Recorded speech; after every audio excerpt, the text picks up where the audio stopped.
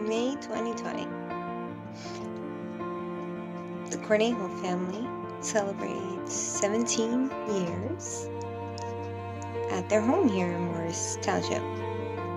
It's our anniversary.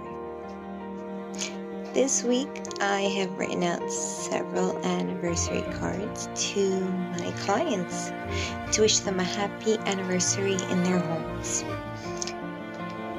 It's a bittersweet feeling.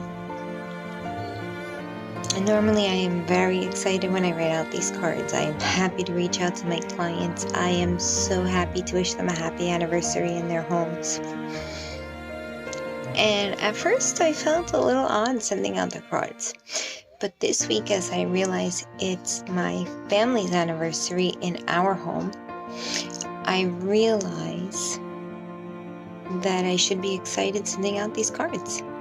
My family has had a home to shelter in place. We have had somewhere to feel safe. We have had a place to feel like a family in such an uncertain time, in a time where we are scared, where we feel uncertain, where we don't know what the heck is going on. We have a place that we call home, that we come together as a family to be together. We have a home that we share as a family. And today I realized that I send a card to a home